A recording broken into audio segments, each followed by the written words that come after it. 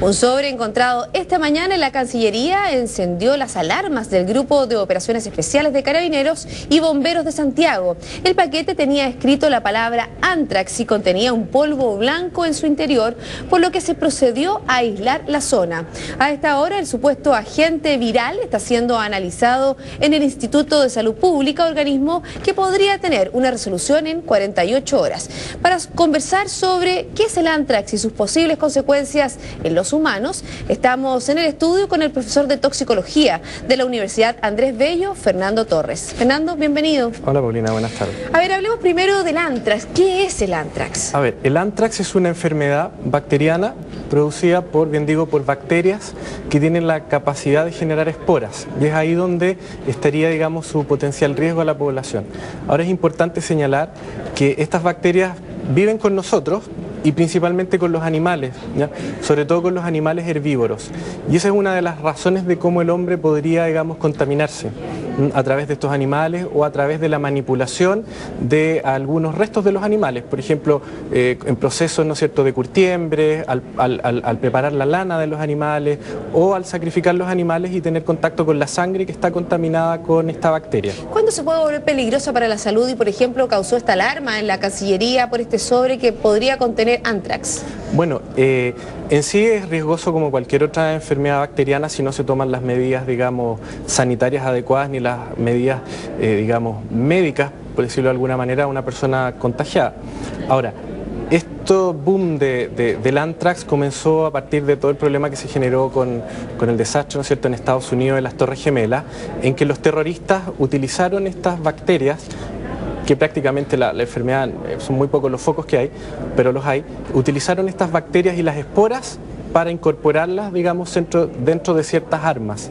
Y a raíz de esto se generó y la población empezó a escuchar el nombre de las armas químicas o armas biológicas, porque en realidad esto es un producto biológico producido por una bacteria que podría contaminar a la población. Fernando, ¿qué medidas hay que tomar, por ejemplo, cuando ya se está con la infección a la mano?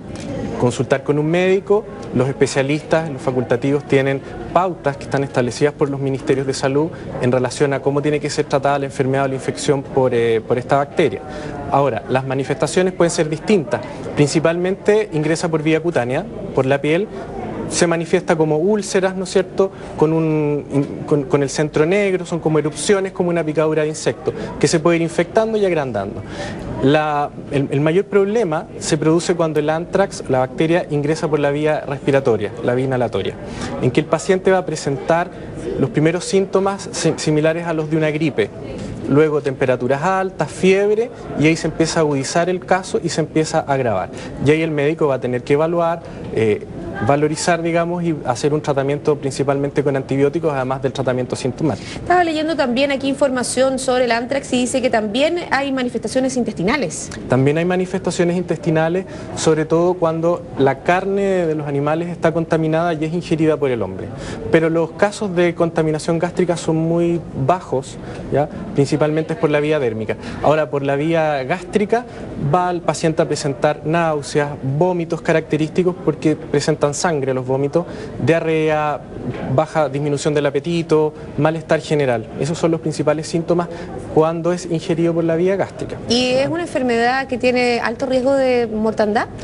Antes sí, pero ahora con el tratamiento de antibióticos con que contamos hoy en día, la verdad es que eso ha disminuido bastante.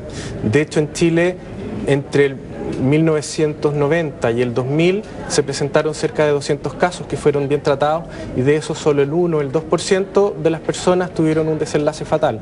Pero desde el año 2001 en adelante prácticamente no se han encontrado focos o casos de Antrax.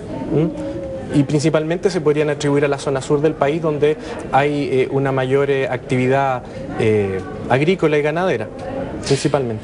Fernando, como experto en toxicología, ¿qué le parecen las medidas que se toman en la Cancillería esta mañana, aislar el lugar, estas medidas preventivas?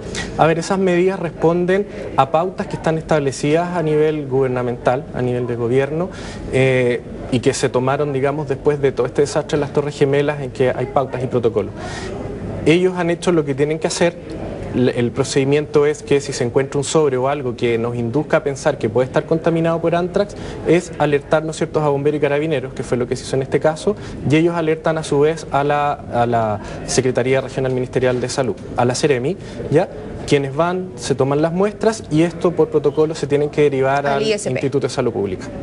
Y es ahí donde se hacen los análisis que están, digamos, en un tiempo bastante razonable, cerca de 48 horas.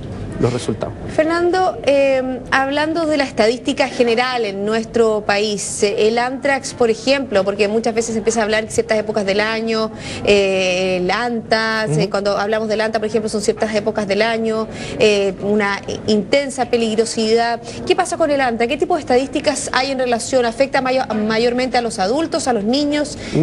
En ese sentido no apuntan las estadísticas a qué sector de la población. Siempre va a ser el sector de la población más vulnerable.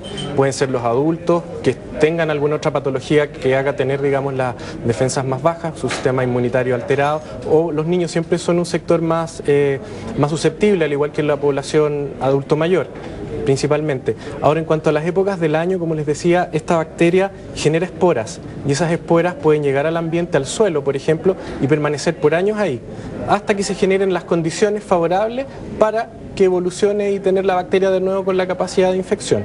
¿Qué medidas preventivas, por ejemplo, en el ANTA? Estoy poniendo dos enfermedades que se pueden tener medidas preventivas. En el ANTA, por ejemplo, se recomienda cuando uno va al lugar, ver que no haya basura alrededor, abrir las casas. ¿Existen algunas medidas para prevenir, por ejemplo, contagio de anthrax? Claro, bueno, son las medidas de higiene normales que tenemos que tener todos, el lavado de manos frecuente. Vuelvo a insistir en que la principal vía de contagio es la vía dérmica, la piel.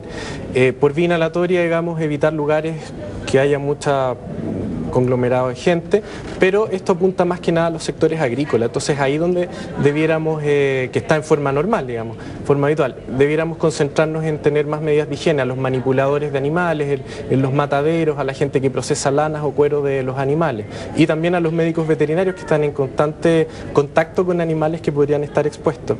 Ahora, en la población, en la ciudad, es más difícil, a no ser que sea por un tipo de atentado, pero la verdad es que es muy poco probable. Pero el Instituto de Salud Pública tiene la última palabra en ese sentido. Bueno, Fernando, muchas gracias por haber estado con nosotros respondiendo y haciéndonos una idea de lo que es el anthrax y cuáles son los cuidados que hay que tener. Muchas gracias. Gracias a usted. Hasta luego. Bueno, y nosotros nos vamos a una pausa, pero al regreso nuestro editor internacional, Fernando Severino.